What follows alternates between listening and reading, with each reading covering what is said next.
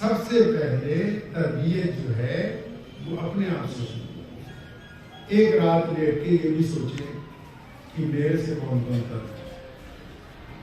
میرے رویے سے کون کون دکھی ہے۔ لوگوں کے لیے نہیں سوچیں، پہلے اس طرف آ جائیں، اپنے رویے سے دیکھیں میرے والدین دکھی ہیں، میرا بھائی مجھ سے پریشان ہے، میرا پڑوسی مجھ سے پریشان ہے۔ اس انداز سے شروع کریں۔ رسول اللہ صلی اللہ علیہ وسلم کو دیکھ کر ہی لوگوں نے کہا کہ آپ اللہ کے رسول ہیں، اور کس طرح دیکھا کہ رسول اللہ صلی اللہ علیہ وسلم کے کردار جو تھا وہ نظر آتا تھا سامنے۔ تو ایک دفعہ اپنے آپ سے ذرا شروع کریں، لوگوں کو نہ تانے ماریں، لوگوں کو تکلیف نہ پہنچائیں۔ میرے والد شیخ اسلام مولانا عبدالرحمن دھیانی رحمۃ اللہ علیہ ایک دن مجھے بلایا تھا، فرمایا جب موبائل کی نماز میں گھنٹی بجتی تو کیا سوچتا ہے؟ اب اسی پنجابی لوگ نے سیدھے مطلب جو دل میں آیا کہتے ہیں، میں سوچتا جیب کے ہتھبا میں دماغ کر لوں۔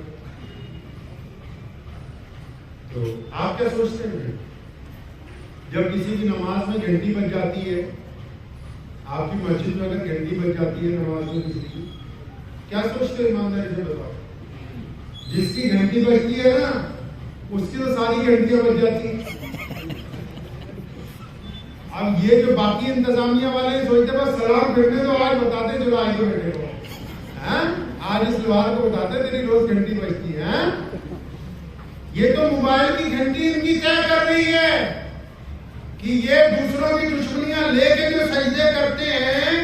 میں نے اپنے والد کو پوچھا، میں کہا آپ کیا سوچتے ہیں؟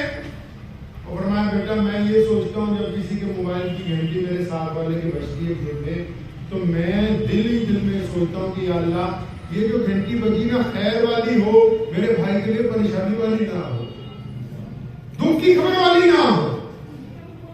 آپ کیسے سوچتے ہیں؟ یہ جب تک یہ سنت نہیں اپنائیں گے مثبت سوچنے کی، پازیٹیو سوچنے کی، جتنے مرضی بڑے کام کرتے رہیے معاشرے میں اتفاق نہیں آئے گا۔ فرمایا قوم مذہب سے ہے، مذہب جو نہیں کچھ بھی نہیں، ربط باہم جو نہیں محفل انجم بھی نہیں۔